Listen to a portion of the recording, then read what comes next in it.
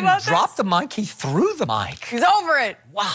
Shannon, I love your face. Do you like, love, or hate this? Should we guess, Skip, how he feels about this one? Or you want to tell us? I hate it.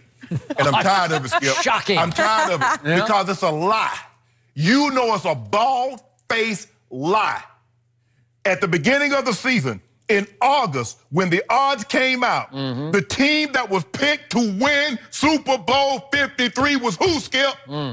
I don't really And I know, who, Skip? I don't know. The odds makers said the winner of Super Bowl 53, the favorite, was the New England Patriots. Now, how does a team that's gone to 4 of the... What time about, Skip? What about the Hall of Famer Shannon Sharpe? What did he say? Whoa. That's all I care about. He's the oracle. Whoa. He's the last word. You. Let me finish. You. Let me finish. Okay. How does a team that's gone to 4 of the last 5 Super Bowls, they've gone to 9 Super Bowls in an 18-year span, convince themselves and their fan base that they're the underdog when you're the favorite? Now, Vegas, they do this thing really well, Jen. Now, when I was a little boy, they used to build these buildings, but they were like $15, $20 million. And as I got into my 20s, they started building buildings. They were $100 million, $500 million. But today, they build buildings every other year. $2 billion, $2.5 billion. And you know how they build them? They build them with losers, not with winners. They said the New England Patriots are the favorite to win, not get to win Super Bowl 53. So Tom Brady in this... How fast did that change during the year? Skip. It didn't change in Vegas' mind. Yeah, it did. Changed fast. All of a sudden, it was Kansas City's the favorite. And then it was, for a while, Pittsburgh was the favorite. And then we could just keep going on and on. All I'm trying to figure... So when did Tom Brady... When did the Patriots start hearing what everybody was saying? Because remember, Jenny, it only matters what comes out of this locker room. We don't hear we don't hear auxiliary noise. We don't hear that. I never heard them say that, but go ahead. Did you hear Tom Brady say, yes, I don't listen to Tom Brady says if it doesn't come out of this locker room, it doesn't matter.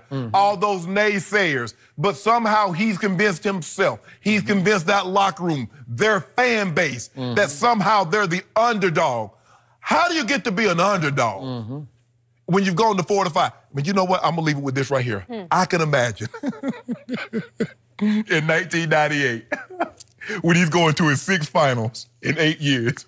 Michael Jordan is leading the chance. We're still here. We're still here. That's what the GOAT is doing.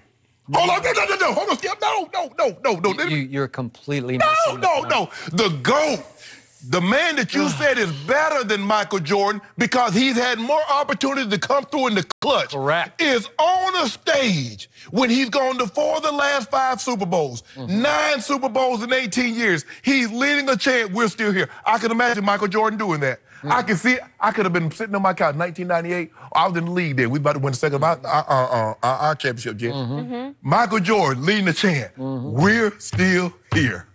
We're still here. May I speak? It's your turn. I'd like to hear from you, Skip. This guy covered that whole 1998 Bulls run, the last run in Chicago for Michael Jeffrey Jordan. Not one time the whole year did anybody anywhere dare to doubt Michael Jeffrey Jordan or the Chicago Bulls. They were the favorite going in and the favorite going away. They left everybody in their dust because of Michael Jeffrey Jordan. So don't give me, we're still here for the Bulls, because nobody doubted. This team was doubted from the start because this team had some early, ugly disasters at Blake Bortles, at Matthew Stafford. And pretty quickly, the Hall of Famer across from me, along with other Hall of Famers on this show, Eric Dickerson, started coming in here on a Monday basis saying, Father Time is tapping him on the shoulder. Father Time finally caught up to Tom Brady. He's lost some velocity. He's lost some accuracy. He's flinching. He's ducking, right? Did I not hear that? I did. He's lost some nerve in the pocket. That's what I heard all through the year. And his team was heavily doubted all year long. But I kept telling you, there's one guy in sports you better not bet against, and it's that guy. And that guy is rubbing your nose back into it because you gave him his no respect card that he's playing now, because everybody doubted this team all along. Before the Chargers game, I would say at least a majority of the media pickers picked the Chargers, Yes. right? And I'm pretty sure that ahead of the Kansas City game, a vast majority of the media picked the Kansas City Chiefs to win at home. Am I right about that? Well, so why shouldn't he be able to chant? I thought it was clever and creative and right on point. We're still here. So you're going to 4 Super Bowls in 5 years, and you're an but underdog. he's just doing this year. This year they became an underdog all year because everybody doubted. It was rampant doubt. You know what? It was runaway doubt. How about this here? I would give you a valid argument had they been the 6th seed. They still had a bye. They were the number 2 seed. They should have been the number 1 seed. Okay.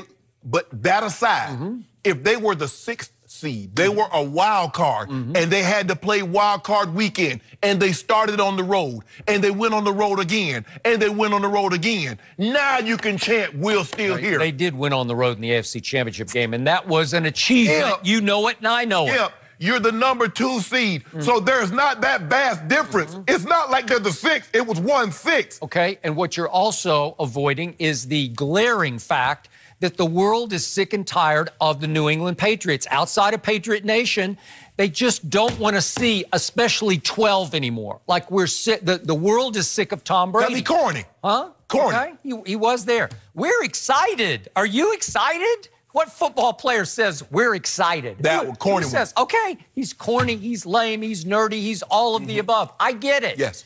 He's also the clutchest player in the history of the sport, and we saw it right on display again at Kansas City in overtime. So a guy that clutched is amazed that they're still there? No, he's just saying it's for you. He's chanting for you because you dismissed him at midseason. There's no way. You thought there was no way they would be back in the Super Bowl. It's the same thing. Am I right? Skip. Am I right? Yeah. You thought there was no way. Yeah. And he's saying to you, Shannon Sharpe, I'm still here. I'm still here. I'm still here. We do that every year. We do that with the Warriors. Steph gets injured. He misses these games. KD get nicked. They're like, okay, they look vulnerable. But at the beginning of the year, the Warriors are the favorite. At the middle of the year, when they go through, like, well, so the team. Steph isn't 41. It's easy to dismiss the 41-year-old. Right? He's not overplaying the no respect card because it's there. It's not the 6th versus the 1 seed. He was the 2 seed. They were 3-point underdogs when the home team only gets 3 points for the road. So basically, it was a pick-em game. You know that. I know that. But like I said, if that's what you want to use to get you ready. Now, Tom Brady has said so many times, Jenny, and you can back me up on this. Tom Brady says once you get to this point, if you need extra motivation, you're in the wrong business. Sure. So now he needs what Shannon Sharpe says, what the Hall of Famer Eric Dickerson said, and what so many others have said that doubted him as motivation. So who lied? Nobody. Well, he's not lying. Well, I thought he said he didn't need extra motivation. He's driven. No, he's driven. And he's driven to show you he's going to play until 45. We're going to talk about that in a moment. But in the big picture, this whole team is playing with an edge it's never had before in this whole dynastic run because of we're still here. Skip. Because you wrote them off. Everybody wrote them off. This is right? This is the same. This team has always had this arrogance. We have just arrogance, but not this is chip on shoulder. This is different. We've just never heard them vocalize it like they have. Okay. They've always suppressed it. They have. What did Patrick Chung yell out, blurt out yesterday? Can we hear that? Because this was very unpatriot-like to me. I don't know. We love you, man. Hey, I appreciate the support. We're going to go out here and kick their ass, baby. I appreciate the support. We're going to go out here and kick their ass, baby. What? A New England Patriot said we're going to go out there ass? When has anybody ever, the great Teddy Bruschi or any of the greats, would they have said this? No. They would have never said this. But Skip, we saw this 2 weeks earlier when Julian Edelman had the church to rally and cry. And I told you, I did not like it. Right? But bet against us. It was like a dare. Bet against us. And the Patriots logo. So he marketed it? Right. And the thing is, Skip, they've always felt this behind closed doors. Yep. Coach Belichick is always still this level of confidence. They're confident because they've covered every situation they could possibly be placed in, and that's why they never feel they're out of a ball game because no matter what has happened, Coach Belichick has already prepared them for it. But what we've seen lately over the last year and a half, they've become more outwardly with it. They feel, hey, we are who we are. You know what? We're tired of suppressing who we actually are. Yep. We're going to tell you, yeah, we know we're good. Okay. And this is how we're going to verbalize. And by the way, Julian Edelman backed up his T-shirt sales with 7 catches for 96 yards, including 2 3rd and 10s in overtime, right? Yes. So I got to give it up to him. He backed it up, right? Yes. And so when Brady is at his most dangerous is when he's been challenged or doubted. What happened after Deflategate? What happened? Atlanta choked. No, well, the Legion of Boom happened, right? Oh, yeah. Yeah. So he throws for 124 against the Legion of Boom and 2 touchdowns in overtime. Again, you can No. That was, the Deflategate was after that game. I'm talking about, you talking about when had to hand him that trophy. Yeah. When he got suspended. Yeah. After his suspension. Yeah, right. yeah. He that was Atlanta. Suspended. Right, but he got doubted the first time over Deflategate going to the Seattle game. Right? And Arizona, then, and then another one, he got a hold, because he had to eat the suspension, swallow it. Yep. So then, once again, here he goes again against Atlanta, and Roger had to hand him the trophy. Yes. Right? Okay. Yes. I got it. Well, here he goes again. The Shannon Sharpes of the world, and there's really only one Shannon Sharpe, so I shouldn't make that plural, because it's really, Shannon Sharpe has doubted Tom Brady, and don't you think he hasn't heard that? Yeah, because he's going to my city. Yeah. That's my city. Okay, well, it looks like he might own it for an afternoon, right? Yeah. He's got something to prove. Oh, man. Got your attention. Do you think it's possible you could hand him the trophy? No.